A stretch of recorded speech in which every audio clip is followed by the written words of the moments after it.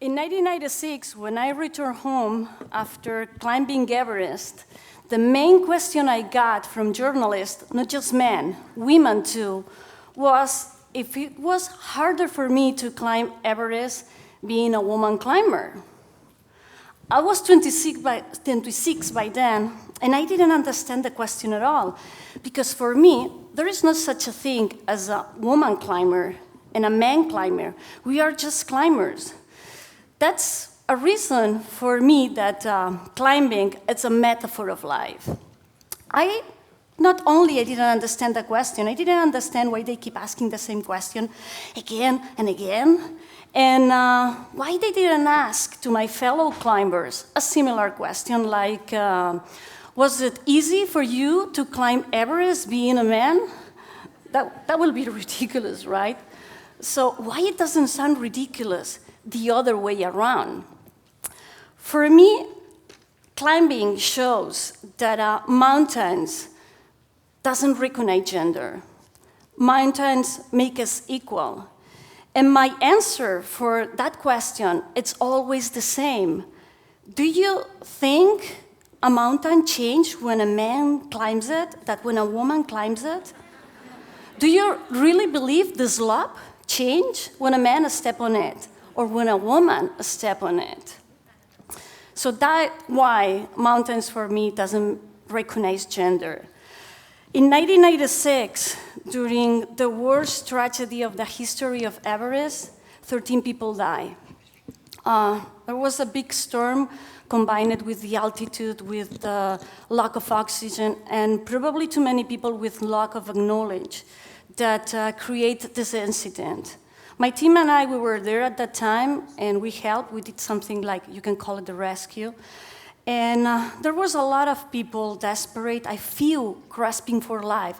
And we literally took them down the mountain.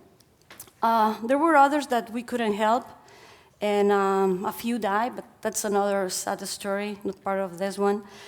But the thing is that in a very extreme situation, when you see a helping hand coming out in the middle of a storm, would you care if it comes from a man or from a woman?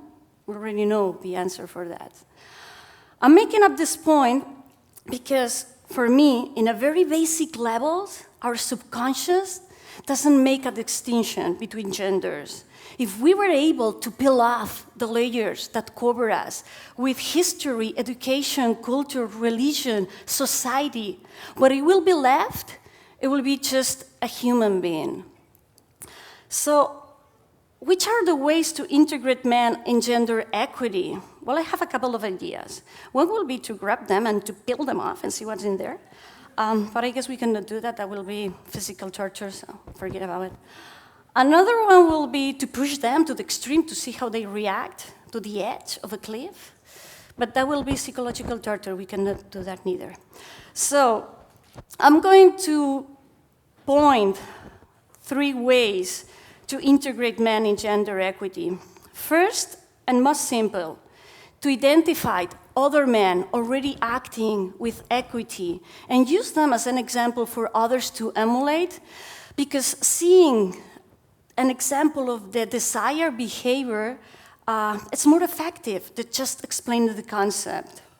Second, we have to take actions. One of the things that I learned by climbing a mountain is that if you really want to achieve something, you don't wait for things to happen. You make them happen. We cannot wait for time, just go and wait. I cannot sit in a rock for 20,000 million years and wait to the summit of Everest, go down to the sea level like once it was. First of all, because I don't have that time, and second, because nothing assures me that Everest will shrink. Maybe we'll keep go higher. Our actions, the example we set, will be the example for our kids. And education, as you probably know, is the most powerful tool we have.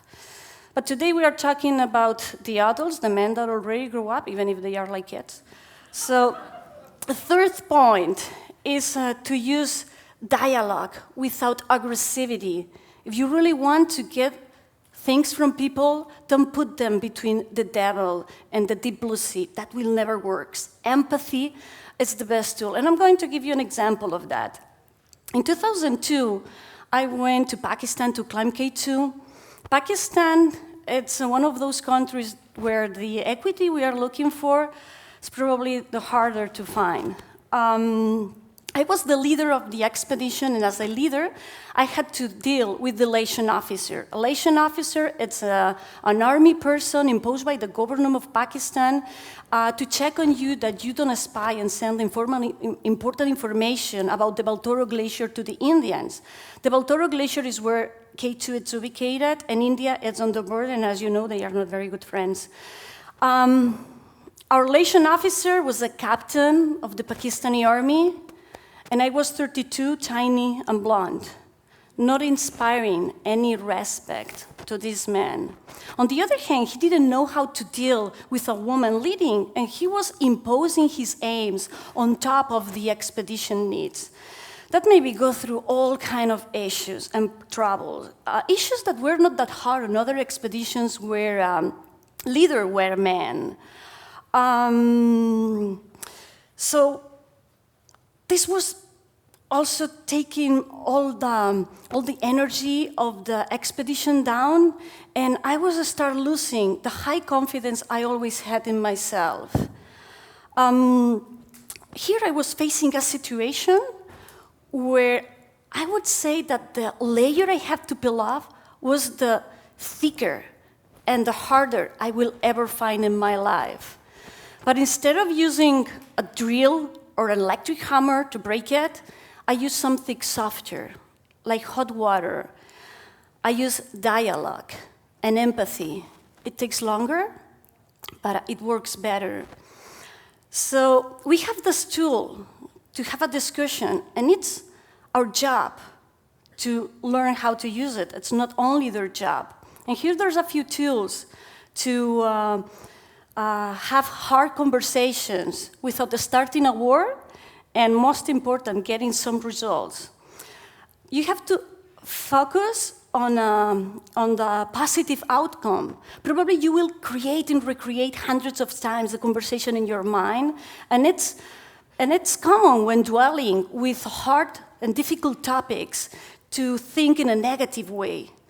But that's not a good idea. First, because you don't know what the other is going to say.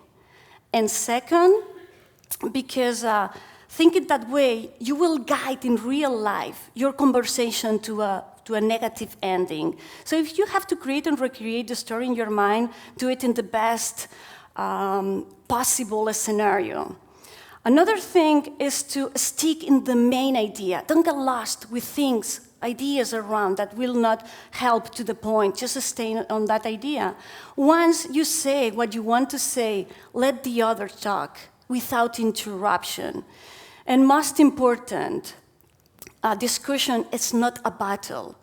It's not the objective. It's not about assigning blame or guilt. It's about finding a solution and reaching an agreement. So after I see how this dialogue work with my liaison officer, a captain of the Pakistani army changed.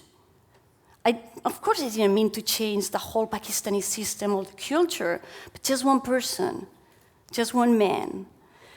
So change is possible, but humans beings, we have a high resistance to change. Why is that? Well, changing it means a new way of thinking. On change, we fear that we will lose things, but we fail to believe that we may win new things. And also, change means also that we'll go to uncertainty, to unknown, and we didn't learn at school how to deal with that. Most of the times, we just change when we have no more options. But some people, they don't need that pressure to change. Who are those? Well, those are the ones that they don't fear to the unknown, the ones that they don't think they will lose any status or any comfort.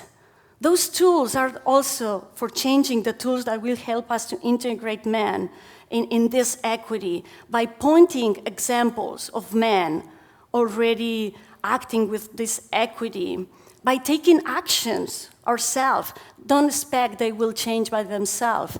And with dialogue, with aggressivity to engage men in the personal basis. Let's show them that a new way of thinking comes along with new opportunities. Mountain doesn't change when a man or a woman step on it. Just let me give you with this idea that mountains and nature make us equal. Muchas gracias. Thank you very much.